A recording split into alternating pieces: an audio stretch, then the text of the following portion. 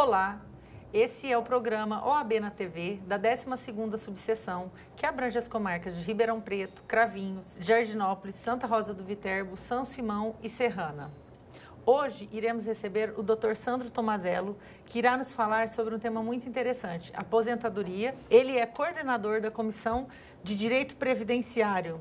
Ele vai nos falar sobre os benefícios programados.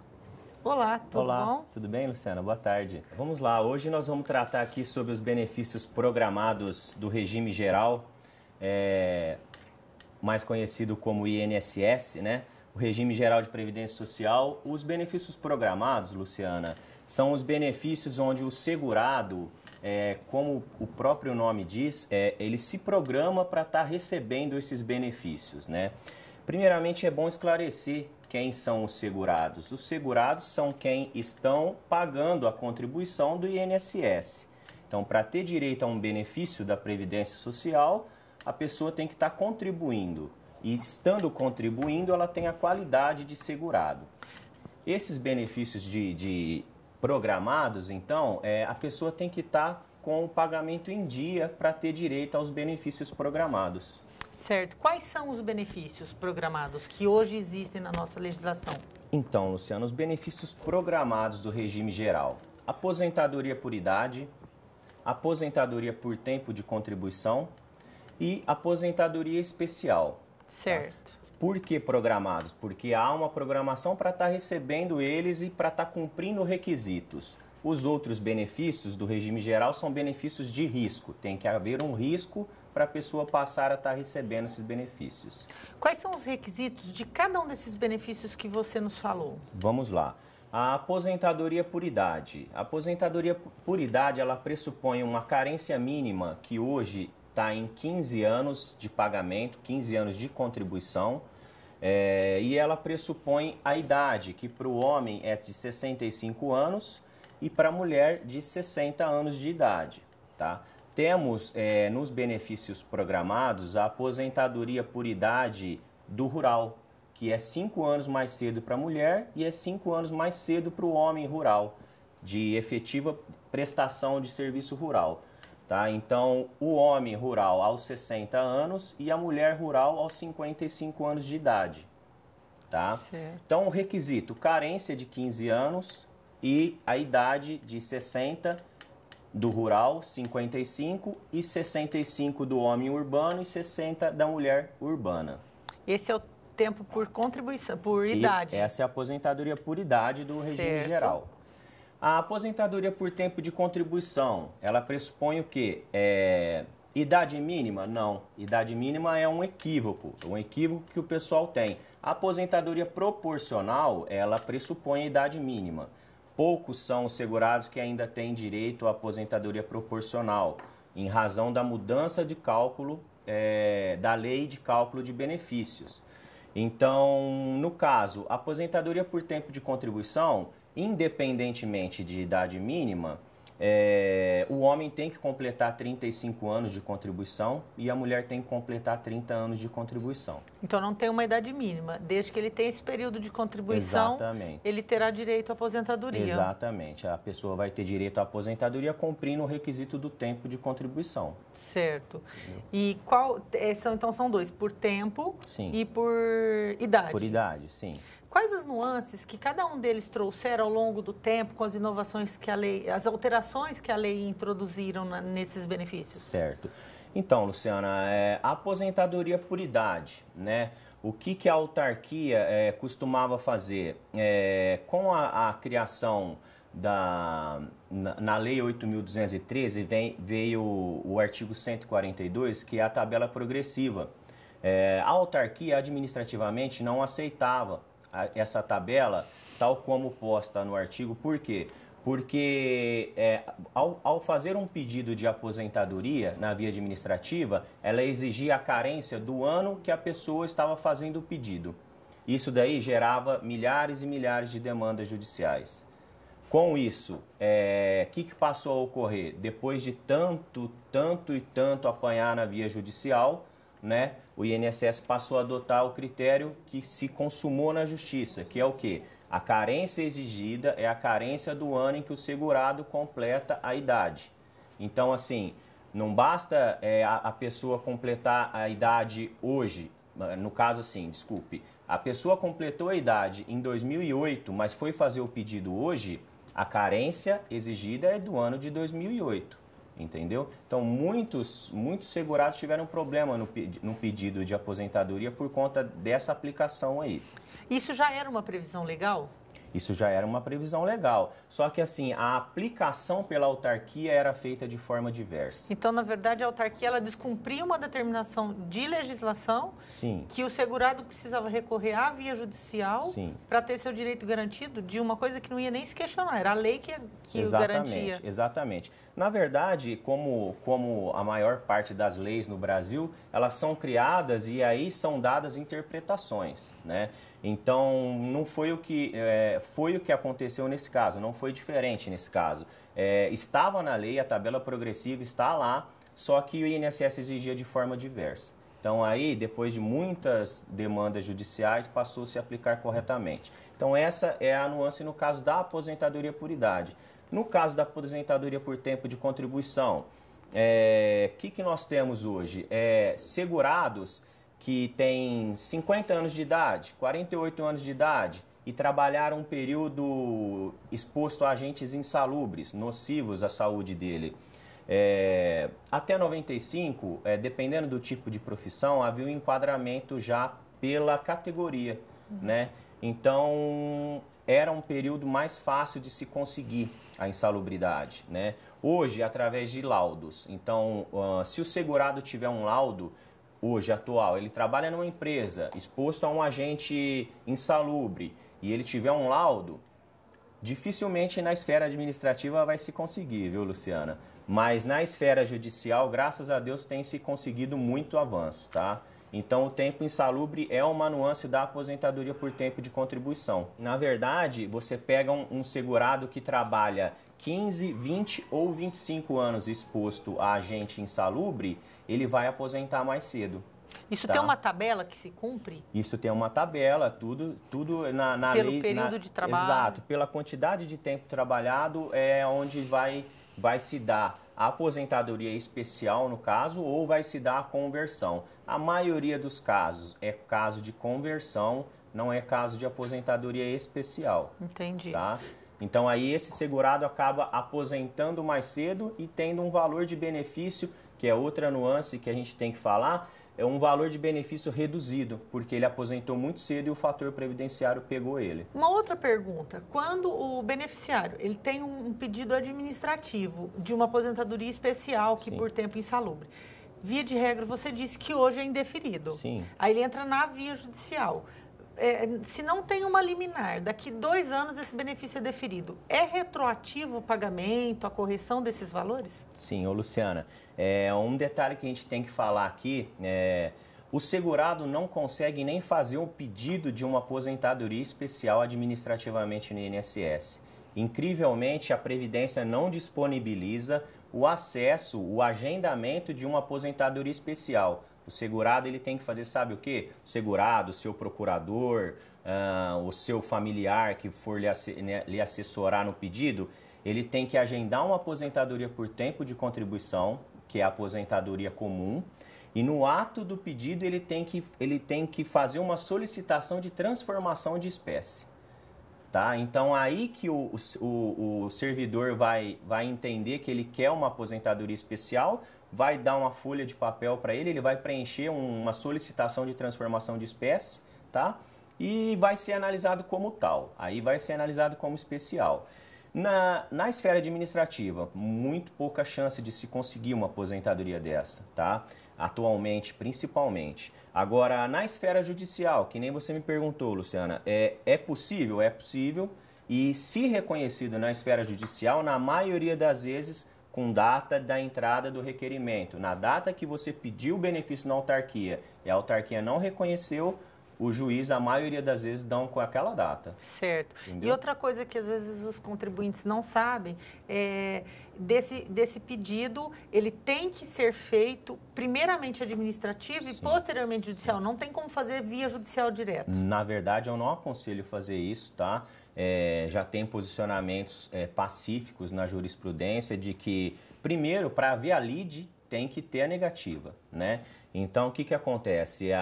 O segurado tem que ir necessariamente à agência do INSS, passar por esse trâmite todo, esperar o indeferimento para depois ir para o judicial, entendeu? Isso daí não tem como pular de fase, eu oriento sempre a fazer dessa forma.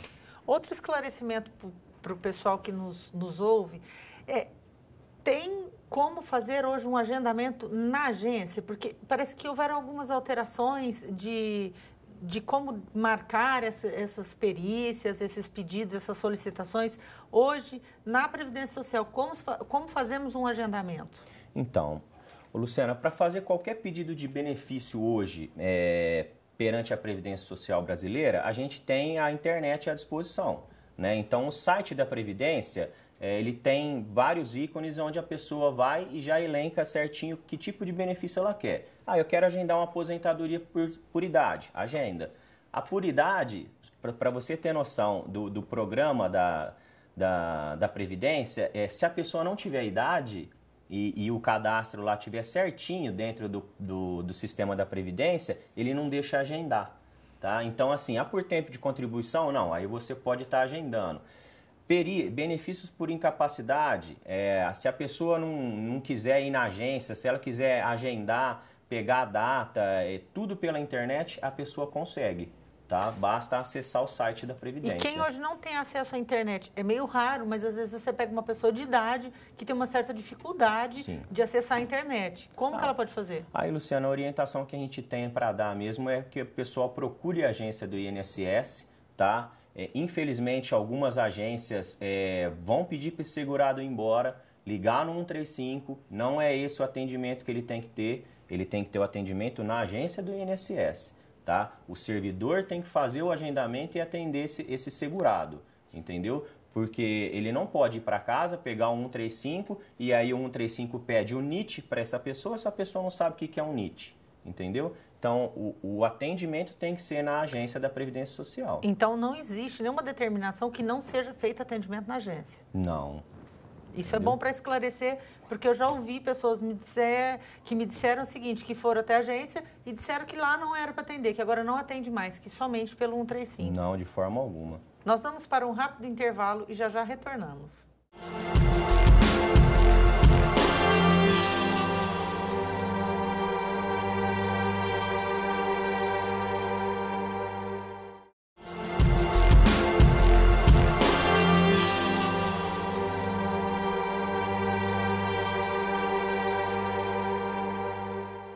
Olá, estamos de volta com o programa OAB na TV, que tem o apoio cultural do Centro Universitário Estácio Uniceb. Vamos continuar conversando com o Dr. Sandro Tomazella e vamos falar de um assunto muito interessante que a gente escuta muito. Vamos lá. O que é desaposentação? O aposentado que permaneceu na ativa, até 1995 existia o pecúlio. O que era o pecúlio? Essa pessoa ia no INSS e, tendo contribuído após a aposentadoria, ela pedia essas contribuições de volta e era restituída ao segurado, ao aposentado, né? Que acontece? O brasileiro é um ser humano engenhoso, né? Cortou de um lado, a gente cria de outro. Então, assim, não vai ficar para a autarquia essa contribuição, né? Enriquecimento ilícito, aquela coisa de tal, né? Então, foi em 96, logo após a extinção do pecúlio, foi criado esse Instituto da Desaposentação. Tá? Alguns escritores da época que lançaram essa tese, Vladimir Novaes Martinez, Fábio Zambiti, posteriormente vários outros escreveram sobre o tema, explicam que o quê? Havendo uma possibilidade de recálculo, né, nesse período pós-aposentadoria, onde houve nova contribuição, havendo uma possibilidade de recálculo e havendo um melhor benefício, esse benefício deve ser buscado na esfera judicial, tá? Então, de que forma? Eu sempre oriento a desaposentação, a quem for trabalhar com esse tipo de benefício, a estar fazendo cálculo antes, elaborando o cálculo para ver se essa pessoa realmente tem direito a um novo benefício, tá? Infelizmente, hoje, o grau de jurisdição independe. O que acontece? Se a gente ganha aqui em Ribeirão Preto, a gente perde no tribunal, essa ação vai chegar fatalmente até o STF, que é onde vai ter o seu julgamento amanhã. Entendeu? Então, a desaposentação ela foi criada após a extinção do pecúlio, né? E com o objetivo de dar uma melhor aposentadoria, né, para essa pessoa que continuou na ativa. Ele melhoraria o fator previdenciário, que às vezes ele teve uma redução por conta de alguns cálculos que foram efetuados. Sim. E aí, como ele contribuiu mais, então ele vai aumentar a renda dele? Necessariamente esse recálculo, né, até por esse aposentado estar mais velho, né, teoricamente com outra idade, com outra aplicabilidade do fator previdenciário, a melhora do benefício, entendeu? Só que, assim, infelizmente, o que está para ser aprovado lá, o que a gente tem notícias que está para ser aprovado, é que vai se manter o fator previdenciário da data do pedido da aposentadoria antiga, tá? Então, há uma grande chance de passar a desaposentação, tá? Estamos atuando lá. Quando eu digo estamos, tá? A OAB atua através dos advogados, vários advogados que peticionam a desaposentação, institutos de direito previdenciário atuam e buscando esse melhor benefício para o aposentado. E o conselho faça o cálculo antes, ainda que seja julgado favorável, faça o cálculo antes para ver qual a realidade que você se enquadra de ter essa possibilidade. Isso, com certeza, Luciana. Tem que fazer o cálculo, não orientaria ninguém a trabalhar com esse tipo de tese sem entrar com cálculo, porque é arriscado para o aposentado. Ela que vai determinar se tem direito ou não. Exatamente. Vamos falar um pouquinho agora dos benefícios incapacitantes. Quais são eles? Então, Luciana, benefícios incapacitantes, agora nós falamos no primeiro bloco dos benefícios programados, que são aqueles onde o segurado ele vai se programar para receber o benefício, aposentadoria por idade, por tempo de contribuição. Os benefícios de risco são os benefícios incapacitantes, né? Que tem que necessariamente ocorrer o risco doença ou risco acidente. Então, nós temos auxílio-doença, que nós temos auxílio-doença acidentário e auxílio-doença previdenciário, e nós temos o auxílio-acidente e aposentadoria por invalidez, tá? O que difere? Antes, já que você me pergunte, já vou me adiantando. O auxílio-doença previdenciário, doenças comuns, doenças não ligadas, que não tenham nexo com o trabalho, né? Então, uma pessoa que está em casa ou está na rua, caiu, tropeçou, machucou a perna, o braço, benefício, precisou de afastamento superior a 15 dias, vai conseguir um auxílio-doença previdenciário. Enquanto o acidentário, necessariamente com nexo com o trabalho do segurado, entendeu? O auxílio-acidente. O auxílio-acidente é o benefício que é pago em razão da redução da capacidade. E a redução da capacidade ela deve ser constatada pela autarquia no momento da alta do auxílio-doença. Qual que é a realidade da Previdência reconhecer isso de ofício? Sinceramente, Luciana, nunca vi isso até hoje. Já milito na área previdenciária há 10 anos. A gente trabalha com esse tipo de benefício, tudo na esfera judicial. Porque a constatação da redução da capacidade laboral para o auxílio-acidente é função da autarquia, e a autarquia, via de regra, não faz isso. Então, a pessoa fica sabendo que tem esse direito e ela vai procurar um advogado. Tá, e aí ele com um laudo de um médico particular, faz o pedido. Via judicial ele tem como comprovar? Na verdade, eu tenho por praxe também fazer o pedido na via administrativa, entendeu? Protocola um requerimento de auxílio-acidente e espera a negativa do INSS. Independente de ter a obrigação de ser de ofício, porque já é uma negativa intrínseca, né? Esse benefício poderia até a gente poderia ajuizar uma ação diretamente sem ter a negativa administrativa, tá? Mas por precaução eu prefiro ter a negativa administrativa. Me fala um pouco sobre que benefício ele se enquadra uma pessoa que sofre um acidente ou que tem uma lesão no percurso do trabalho. Como que se enquadra? Então, Luciana, o acidente de percurso, né, como a gente costuma chamar no linguajar nosso de advogado, Ele traz para o trabalhador a segurança do que tanto o acidente de percurso quanto um acidente dentro do posto de trabalho, ele traz a segurança do que se esse trabalhador precisar de afastamento, ele vai ter o afastamento acidentário. Então, o que acontece? Em razão do acidente de percurso ou de um acidente de trabalho dentro do posto de trabalho, dentro da empresa, ele vai ter o benefício acidentário e, além do mais, ele vai ter a estabilidade da Lei 8.213 do artigo 118, né? Então, a gente sabe que esse trabalhador, sofrendo o acidente e tendo o afastamento superior a 15 dias, ele já se enquadra nessa estabilidade, né? Tem alguma previsão? Porque vindo para o trabalho é fácil de você delimitar o tempo, porque ele realmente estava no trajeto. Da saída do trabalho, ele está indo para casa, tem um tempo que delimita que era trajeto ou não? Então, Luciana, na verdade, tudo é muito discutível, né? Por quê? O itinerário que esse funcionário, que esse colaborador possa fazer um dia, no outro dia pode não ser o mesmo. Você entendeu? A empresa, o que cabe à empresa, ela vai sempre querer contestar, né?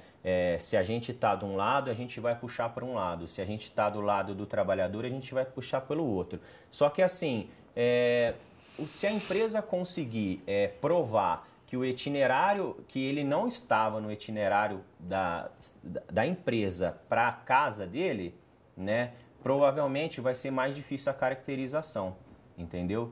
Então, a contrário senso também, se esse colaborador conseguir efetuar essa prova, ele vai ser enquadrado.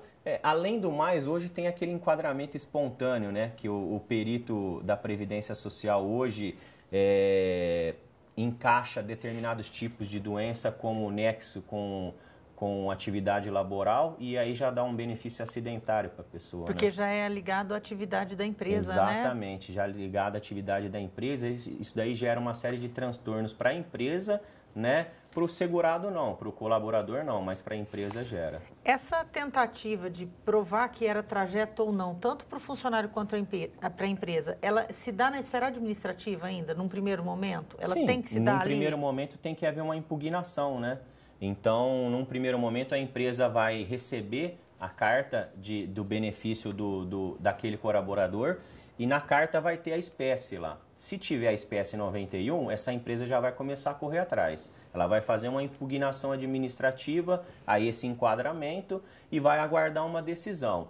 Não satisfeito, se não conseguiu o desenquadramento, ela tem ainda a esfera judicial para contestar esse enquadramento como acidentário, entendeu? É muito comum isso ocorrer hoje, viu, Luciana? Porque para o funcionário enquadrar como acidente de trabalho, ele vai ter que ter abertura de uma CAT. Sim. Só que não necessariamente é a empresa que preenche. Exatamente. Se ele der entrada, vamos dizer assim, no hospital, Sim. e lá o médico, próprio médico pode fazer a abertura da CAT? Sim, o médico pode. Na verdade, até o próprio colaborador, né? Se ele tiver um pingo de conhecimento técnico, ele abre a CAT no computador da casa dele e ele preenche a CAT, imprime e a CAT vai cair no sistema da Previdência automaticamente. Porque a CAT, melhor esclarecendo, é a comunicação do acidente de trabalho. Sim.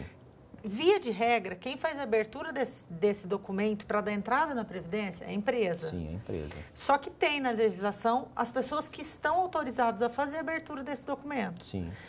Se a empresa não fez a abertura, ela pode ficar, num primeiro momento, achar que não se enquadrou como acidente de trabalho porque ela não fez a abertura da CAT. Só que tem pessoas que desconhecem que quem pode fazer a abertura desse documento é o próprio funcionário que se acidentou, o médico do hospital.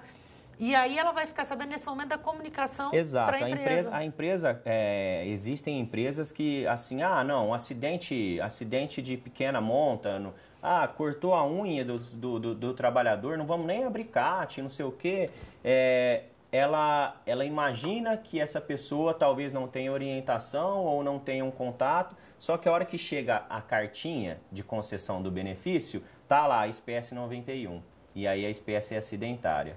Né? E esse é o momento de contestar. Esse é o momento de fazer a impugnação administrativa, judicial e tudo mais que a empresa entender necessário. O que é aposentadoria por invalidez? Então, Luciana, é mais um benefício daquele que a gente elencou agora há pouco na categoria benefício de risco, né? Que tem que necessariamente haver o risco, a doença ou um acidente, para que a pessoa possa estar tendo direito. A aposentadoria por invalidez, Luciana, igualmente a aposentadoria especial, que a gente falou agora no primeiro bloco, ela também não tem como ser feito um pedido diretamente na autarquia.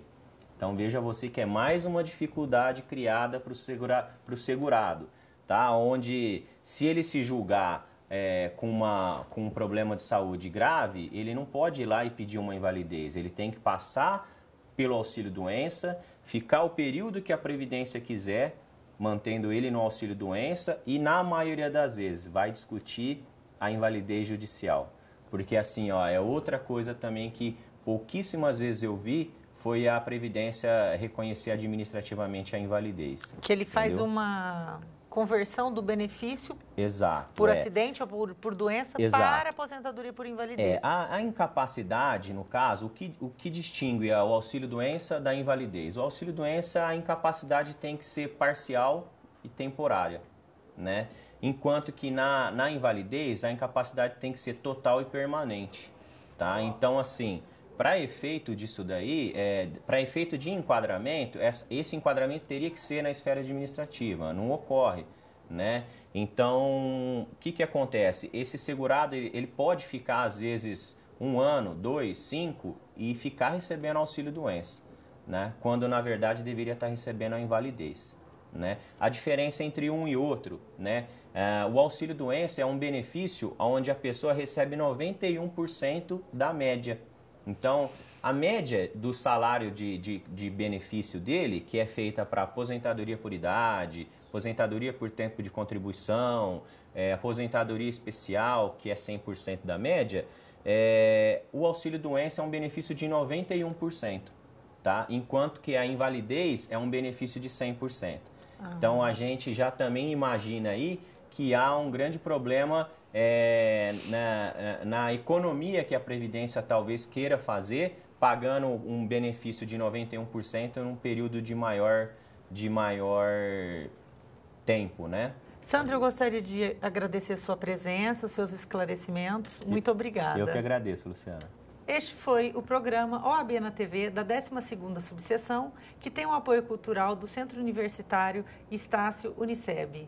Muito obrigada e até a semana que vem.